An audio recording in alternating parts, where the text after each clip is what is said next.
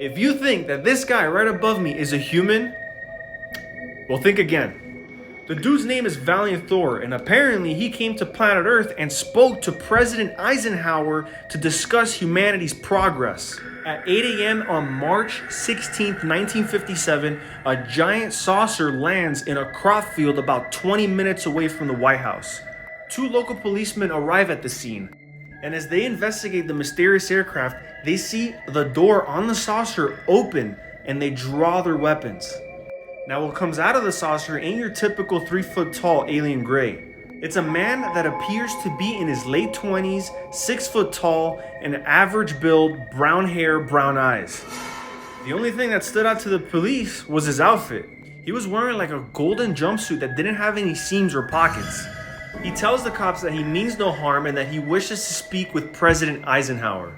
Now, the craziest part about this is that he communicates with the officers telepathically. The police don't even question his very particular request and take him straight to the Pentagon. He gets to the Pentagon and then they escort him down to a secret underground train station that connects the Pentagon to the White House. Valiant Thor gets to the White House and introduces himself to the president. Val tells the president he has traveled from, quote, the planet your Bible calls the morning star. Eisenhower's like, all right, that's straight. I'm familiar with Venus, which is the planet that he's referring to. Val then tells the president that he has been sent to Earth by a group called the High Council, which seems to be some kind of benevolent committee of intergalactic beings. Basically a bunch of aliens looking out for less intelligent beings like us. He tells the president that it's his mission to convince military leaders to deactivate their nuclear capabilities because it's not only a concern to the people of Earth, but it's a concern to people out in outer space. This gives credence to all the high-ranking government officials from all over the world that claim that there is a galactic federation out there. There's a lot more to Valiant Thor's story, so like for part 2, follow for more, and as always, keep it adrenaline. Alright, you guys asked for it. Here's part 2 of the mysterious and weird Valiant Thor story. A lot of people keep asking how Val would instinctively know to speak with President Eisenhower. Like, how would an alien from Venus know who the president is? And this is where it gets weird. President Eisenhower had an alleged history of conspiring with aliens. Now, 3 years before Val showed up, on February 1954, President Eisenhower was on vacation in Palm Springs, California. After dinner one day while he was on that vacation, he never returned to his room at the ranch that he was staying at. He was apparently rushed to an emergency dental procedure to take care of a chipped tooth caused by a chicken wing. And this was all confirmed. This was probably a cover-up, as allegedly President Eisenhower was called to Edwards Air Force Base, which is about 2 hours away from Palm Springs. Waiting for him at the base were 2 extraterrestrials hoping to strike a deal. Apparently, they came into an agreement in what is known as the Greada Treaty. This is an agreement between the extraterrestrials and the United States government in which the aliens would give us some of their advanced technology, and in exchange, we would allow them to abduct humans for their own experimentation. Eisenhower agreed to the treaty as long as the aliens would report the names of those abducted to the government's UFO research committee known as Majestic 12. Now, this was in the midst of the Cold War, and Eisenhower saw this as an opportunity to get ahead of other countries technologically. What's insane about this is that in the 1960s, we get a surge of abduction cases across the entire United States, making this shit more legit. So back to my boy Valiant Thor. Trying to convince the world to disarm all of their nuclear weapons is a huge feat to overcome. But President Eisenhower was willing to work with Val. Soon after that meeting, President Eisenhower hooked Val up with an apartment in the Pentagon, and in exchange, Val would help out the government's top-level scientists with everything from space exploration to medical research. Val even becomes a science project himself. Now, it's too much to condense into 2 small videos, so like for part 3, follow for more, and as always, keep it adrenaline. Alright, if you missed parts 1 and 2 of my videos on Valiant Thor, go ahead and tap on my picture and it'll take you straight to my profile where you will see parts 1 and 2 pinned at the top. So as researchers study Valiant Thor, they find that he has an IQ of over 200 points. They also discovered that the golden suit that he was wearing when he first arrived is literally indestructible. The researchers used diamond drills, high velocity rounds from a rifle, they used acid and even a laser to try and penetrate the suit, all to no avail. Researchers also noticed that Val seems pretty normal in appearance, with the only exception of them finding that he actually had 6 fingers on each of his hands. Now, Val didn't come to Earth alone. Apparently, Val came to Earth with a group of several assistants who came from Venus as well. They were all on the same mission, which was to convince humans on Earth to disarm all of their nuclear weapons. Val eventually convinced President Eisenhower to create a council against the use of nuclear weapons. However, the council was repeatedly blocked by members of the CIA and the Department of Defense. I wonder why. Eventually, Val peeped that President Eisenhower didn't come through for him, so he turned to a man by the name of Frank Stranges. Frank was a dude that was obsessed with the idea of aliens from the get, and so he believed that there was a direct correlation with aliens and the Bible. Frank was an author and a Christian minister with degrees in psychology, criminology, and theology. Pretty reputable guy. Anyway, Frank managed to get a meeting with Val, and Val begins to spit some facts to Frank. He tells Frank some shocking revelations. He tells Frank that there's something that people need to understand about Christianity. Jesus was actually a space alien. Frank immediately buys it because he's actually written several books on how UFOs appear in the Bible.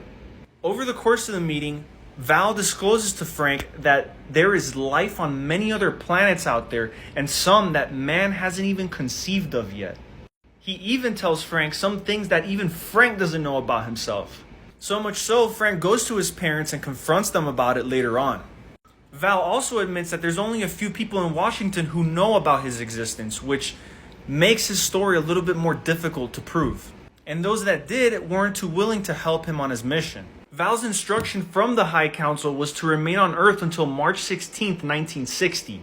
Val eventually came to the realization that he's not going to be able to complete his mission on time. So after 3 years of back and forth with President Eisenhower, it was a total bust during the last meeting. Like for part 4, follow for more, and as always, keep it adrenaline.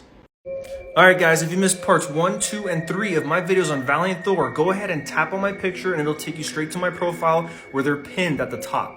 So in November 1967, 7 years after Valiant Thor left planet Earth, Frank was invited to speak at a UFO convention in Germany.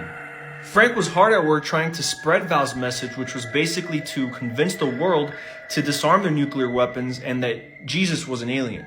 Frank was at the convention slurping soup, and across the table from him were 2 men, an Italian magazine reporter and a photographer, which according to Frank were 2 intimidating men.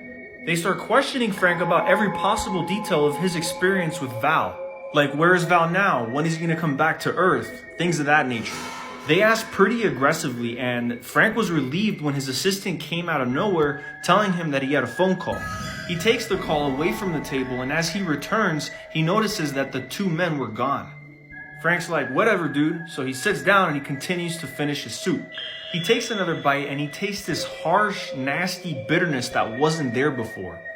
Then he starts feeling like this painful burning sensation that travels down his throat and into his stomach. At that moment, Frank knew he had been poisoned. His interpreter catches him on time and then takes him back to his hotel room. At this point, Frank is coughing up blood and looking pale and whatnot. And this is when the most trippy thing happens. His interpreter whips out this vial of powder, he stirs it into a glass of water and then tells Frank to drink it. Moments later, Frank falls into like this deep sleep. He wakes up later and then feels totally normal. He asks his homeboy who just saved his life, like, what did you give me? And how did you know you were going to save my life this afternoon? His interpreter, who also happened to be a medical student, told him he had no idea what he just gave him. All he knows is that prior to the trip, someone called him and told him to take that powder from his lab and take it to the convention. Just before he can finish his sentence, the phone in the hotel room rings. And just as Frank picks up the phone, a voice says, Frank, didn't I tell you to be careful who you meet with? Lo and behold, it's Val, coming in clutch. 7 months after that trip, Frank gets a call from Val and tells him to meet him in San Diego. They meet up at the airport and then they drive off to the coastal town of San Felipe in Mexico. Val takes Frank into a boat, and after a few minutes of cruising into the ocean, Frank notices something spectacular. It's a giant silver saucer floating on the surface of the water. As they get closer, a hatch opens on the saucer and they are welcomed inside. They tell Frank to get naked and they put him through some sort of sterilization chamber. Now, I couldn't fit everything into this video, so like for part 5, follow for more, and as always, keep it adrenaline. Here's the final video on the strange case of Valiant Thor. If you haven't seen parts 1, 2, 3, and 4, tap on my picture and it'll take you straight to my profile. So Frank is inside one of Val's ships. They give him a tour of the inside of the ship like MTV Crib style, and the inside is massive. They got a lab, a library, an auditorium, and even its own power plant at the center of the ship. Apparently even the toilets are fire. I don't even know, don't ask me. But the craziest part about Frank's experience when he's on the ship is when they gather around this giant view screen. It's like a giant projector that could tune into anything happening anywhere at any time in the world. And on this day, Senator Robert Kennedy happens to be giving a speech at the Ambassador Hotel in Los Angeles. Now, according to Frank, Robert Kennedy was one of the few politicians that Val grew to trust. Just a few weeks before his speech, Kennedy asked Val about his chances of becoming president. But Val warned Kennedy and told him not yet. In 4 years, you would make a great president. Val actually begged him to stay out of the presidential race for the time being.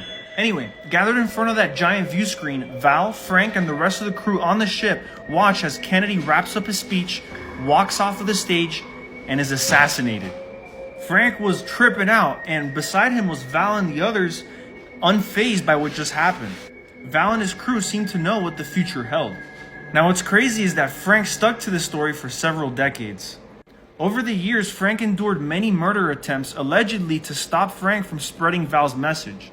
Sadly, Frank passed away at the age of 81 in 2008. But before his death, Frank mentioned that still, to this day, Val spends time on Earth. Supposedly, he's just outside Las Vegas in an invisible ship known as the Victor 1. And apparently, this ship isn't alone. There's a couple hundred of these ships surveying humanity all over the planet. The big question is his story fake news? There are a lot of people that are quick to call bullshit on a story that sounds this crazy. But now that the cat is out of the bag and we have literal government executives telling us that UFOs or UAPs are real and that they are being seen constantly by people who go through rigorous training, aka pilots and servicemen, who's to say that there isn't an inch of credibility to Valiant Thor's story? Hey, yo, Val, if you're watching this right now, come through, bro. I want to know the full story. Anyway, if you guys enjoyed this 5-part video series on Valiant Thor, be sure to follow for more videos like these. And I wanted to thank you all so much for watching and helping this TikTok grow.